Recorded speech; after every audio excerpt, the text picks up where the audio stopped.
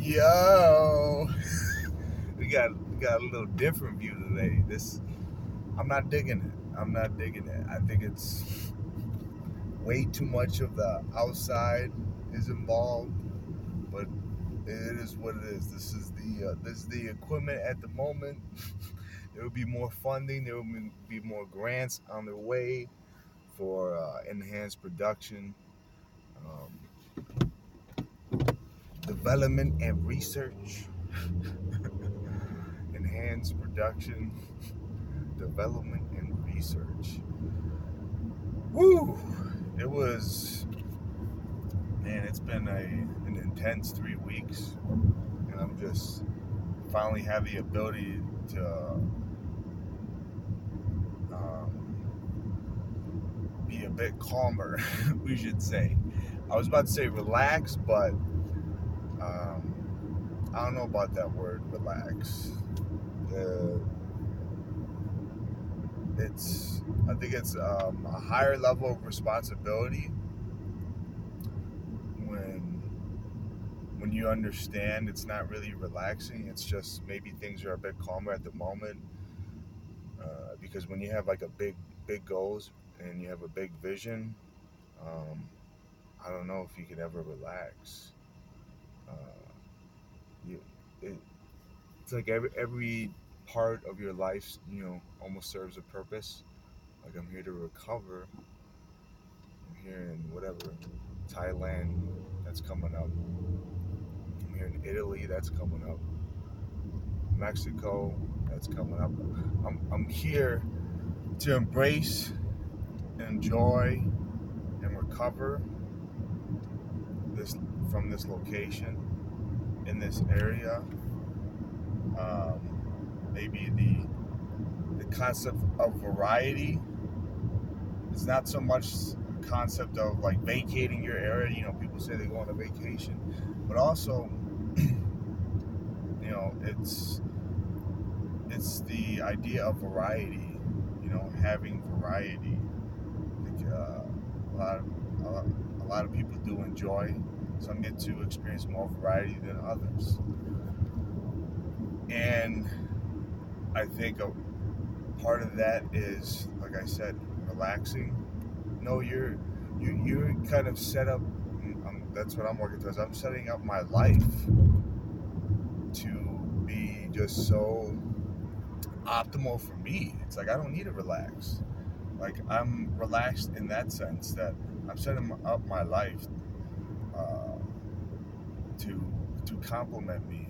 So there's like no need of relaxation. It's almost like immersion because I'm in control. I'm responsible for my own destiny, for where I want to be, who I want to be with, where am I gonna go, where I'm at now, things like that. Um,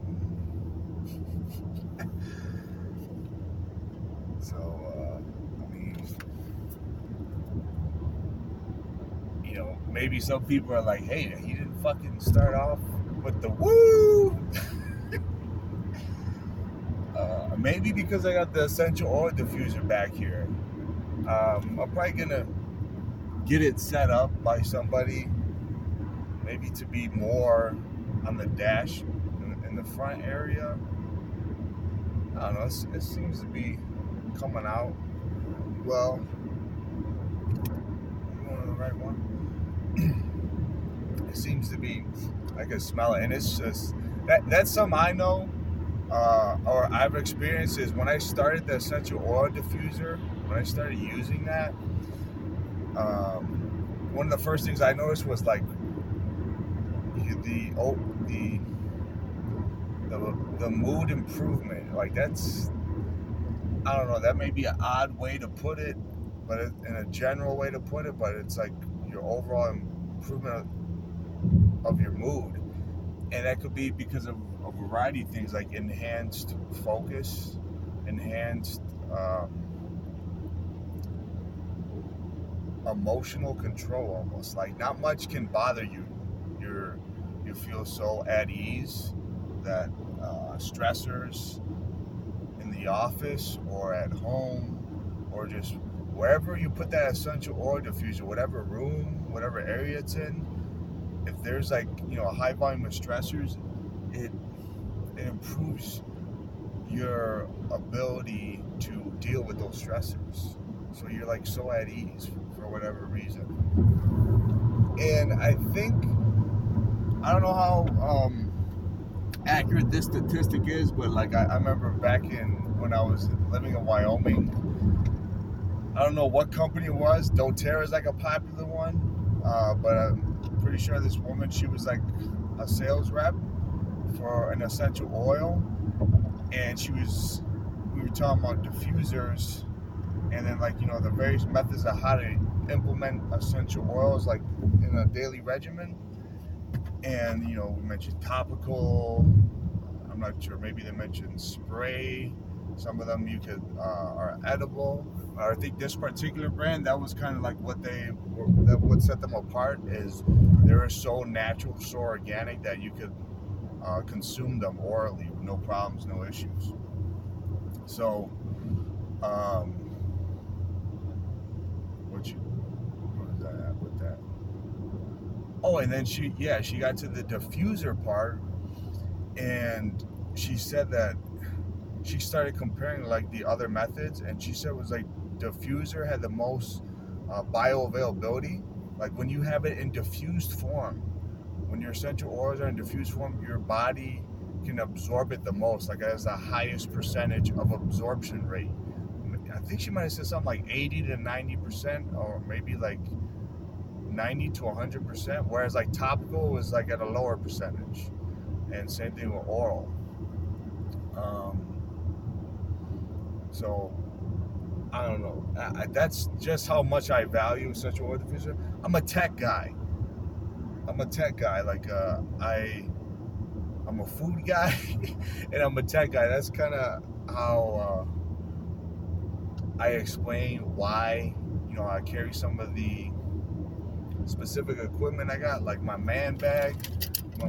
Shit, it's wrapped up. I gotta get some wireless ones. My man bag, like I put this I put this over my chest, and that's like for my tech gear, for my phones, some of these Bluetooth earpieces I got, because I'm a tech guy.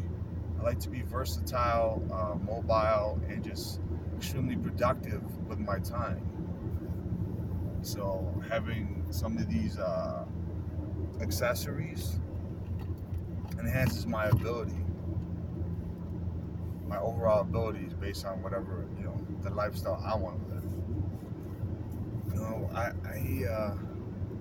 I also noticed today marked the month that I made this post about my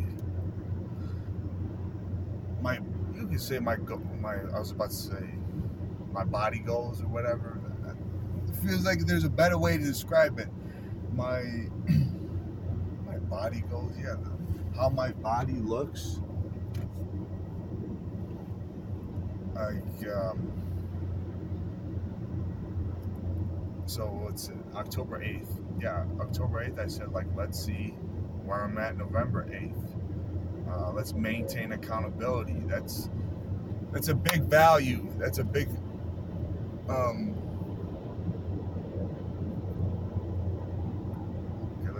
let's get rid of the word big. That's an effective tool to maintain accountability, especially in the fitness realm.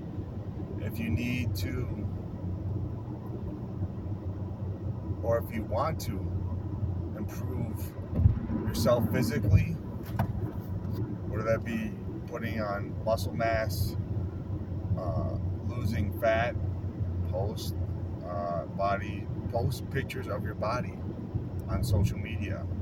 Hold yourself fucking accountable. Also publicize your goals. That's what I did on that post, and now I have to keep myself accountable. I said, like, a month from now, I plan to improve, and this is a good example. You know what? In that month, I in my opinion, I didn't improve. I didn't improve like I set myself to. So I need to confront that. I need to assess that. What was the problem? What was the issues? And how can I, once I address what was the problems, what was the issues, I get those answers. Okay, now how can I apply what I know moving forward? I got these answers based on what was going on in my life recently.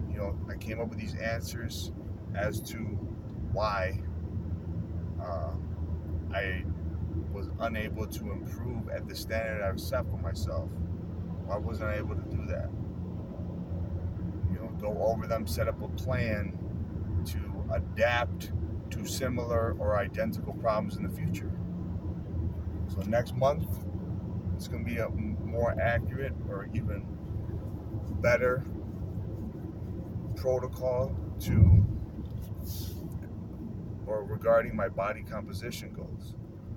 That's a good way.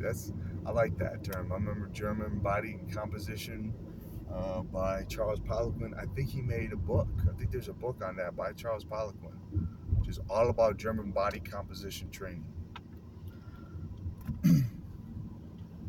I don't know if I mentioned it on here, or maybe if you've been paying attention on my Instagram and YouTube, that name Charles Poliquin. I said it several times. That's one of my favorite authors for health and fitness, and it was like I was purely reading his Question of Strength volumes and whatever articles he posted or whatever forums posted stuff about him. I would just focus primarily on whatever he um, shared with the world. Articles by Charles Poliquin, interviews with him, and I started that over the years because when I first started lifting weights, like it was quite, and maybe that's why it's such a strong memory for me. Probably like the first day I lifted weights was the first day I started reading or learning from Charles Poliquin, and that might have gave me the confidence to start lifting weights. I'm like, I want to start lifting. Okay, for a long time throughout high school and elementary school, I stayed away from weight training because I thought it would mess with my flexibility. Like I was very extreme in that regard. I had some paranoia that I'm not gonna lift any weights because it's gonna mess with my speed. Like I felt like I was fast with my hands, especially throwing punches, boxing. So I'm like, I was very paranoid, very worried about it. But then I think it was Bruce Lee and Roy Jones Jr. I don't even know if it was the truth. I imagine it is that once I found out that they lifted weights, I'm like, okay, that's all I needed to hear. Like these are legends in the sport. They lift weights. Okay, now I'm gonna lift weights. Now I need to learn how. Um, I don't know, from like the first article. I'm pretty sure it was a Question of Strength volume. That was the first piece of material I read from Charles Poliquin. So the way he articulated his thoughts, and it was probably a joke or two in there, caught my attention, and I just felt like I could retain his information so easily, and he was like no bullshit guy. So with the bottom line, I stuck with his information because within 2 months I put on 50 pounds of what seemed to be lean muscle mass, because my stepmother, she didn't feel like she was in good enough shape for this half marathon that was coming up for her, and it was like last notice, like I don't know, maybe a month or two. And she's like, "Do you want to run it? Have you been running?" And I hadn't been running because Charles Poliquin, I don't know, I think something along the lines of he advised that it's not necessary if you're lean enough and you're doing these sprints at whatever, maybe 400 800 meter sprints. you'll have the stamina to run, like, to randomly run like a half marathon or a marathon. It won't be a problem for you. That's kind of like what I interpreted based on what he was reading. He might have not said it in those words, but that gave me the confidence. Like, okay, I've been doing these maybe long distance sprints, and so that's sufficient. Like, I'll have the stamina, the endurance. Like, I haven't even ran like 3 miles. And I used to be a big long distance runner. I used to do a lot of high frequency with long distance running. It would be like 6.5 miles a few days a week. That was part of the workout was 6.5 miles. And then like once before, I did a half marathon because I was like, I don't know, bored, or I'm like, I could do another 6.5. Let's do another 6.5. It's 100 degrees outside. I already did 6.5 in the hot. Like, let me push myself mentally and physically. Let me do another 6.5. I put Chula in. I'm like, okay, Chula. She was my American bulldog. She was a fucking monster. Like, the running, my dad and I did a lot of running with her, and it was like turned her into a bodybuilder. Like, she would put on muscle from all the running, and she just looked intimidating. People didn't want to walk near on the sidewalk, and she just had so much energy too. So it was like, this dog is hyper, and it looks like a fucking bodybuilder. I gotta stay the fuck away. This dog's like too hype. Chula. Um, but bottom line, because I gotta hit the fucking gym. I gotta get in there. I'm itching. I'm itching right now. Um, Bottom line, okay. I put on 50 pounds within 2 months. No anabolics. And it was shocking. I didn't even fucking know I did it. And in that same time too, I ran my stepmother's half marathon with like running little to no long distance. You know, maybe I would do 2 miles in a sprinting workout. That was it. So once I did that, and I realized what I did, like the how bizarre that was, seemingly bizarre it was. I'm like, this motherfucker knows his shit. I'm sticking with him. And that was like in 2009, it's 2019, 10 years plus. Rest in peace. I think he had some type of heart disease, genetic. Um, I don't know. Anyway, uh, about to hit the gym. First workout of the day. I'm feeling like I want to do some weighted pull-ups. So weighted pull-ups and deadlifts are going to be the focus. Sometimes I choose muscle groups. Sometimes I choose movements um, as the focus. Like, it's going to center around this. It's going to center around the quadriceps stimulation, or it's going to center around these two movements: weighted pull-ups and deadlifts. So that's what I might do deadlifts in another session. That's right. So what can I do? I want to do something with the lower body. I want to do weighted pull-ups, and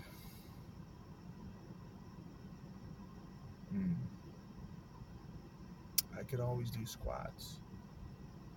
What was it, Mike Rashid? He had a whatever, how many day challenge. He would do squats every day.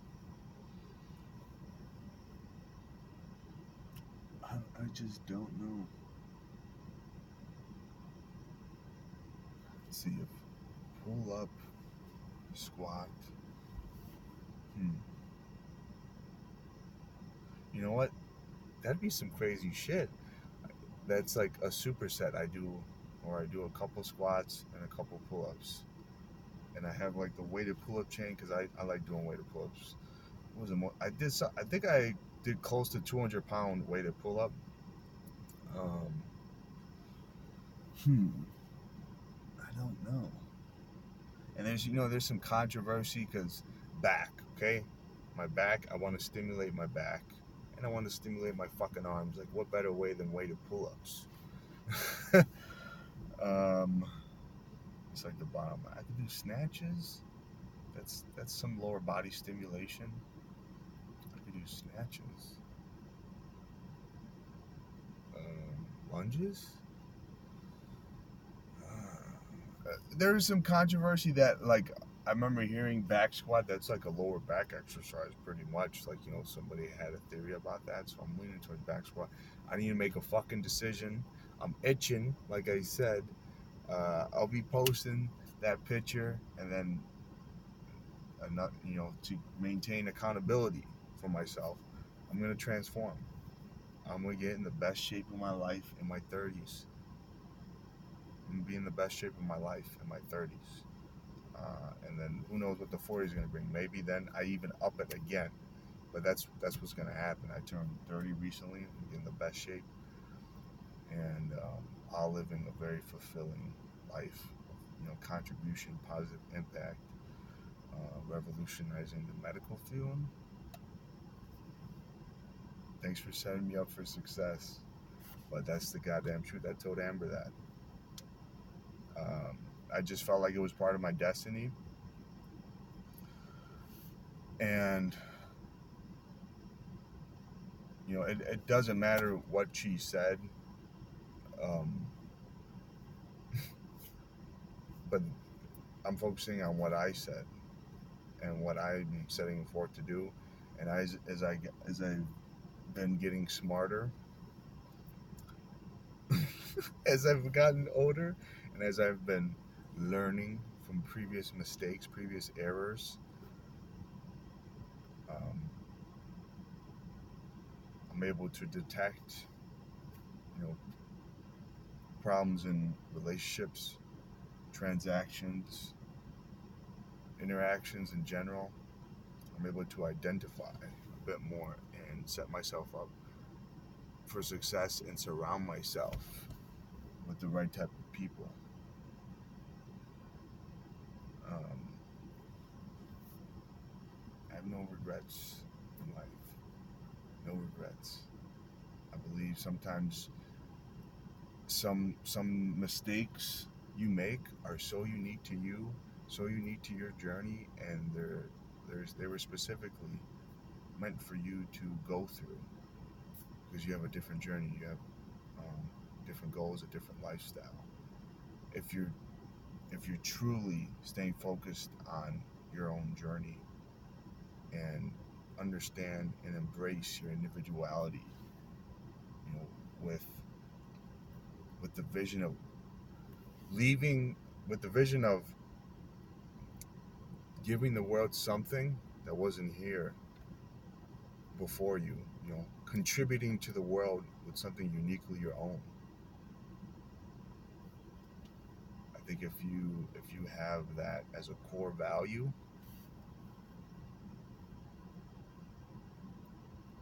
um, then I don't know, life seems to just mesh better, more at peace.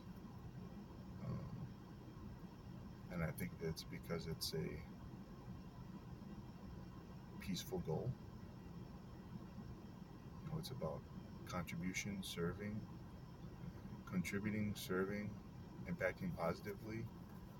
Um, like I would like more peace in the world, and I think I can offer something extremely valuable to help unite human beings, not specifically anybody. Unite the world a bit better. Um, these international health improvement facilities and research institutes. I already have, let's see, one, two, three countries. Got to get with my team to develop the business plan. They're waiting on me. We did a little rough draft yesterday, but we gotta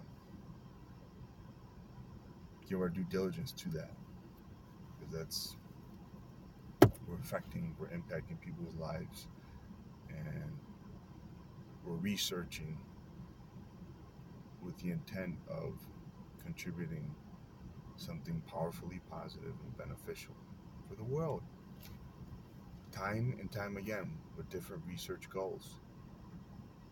Um, I'm not waiting to be great. I'm getting after it day in, day out, not waiting. Still wake up at 03 as I did today.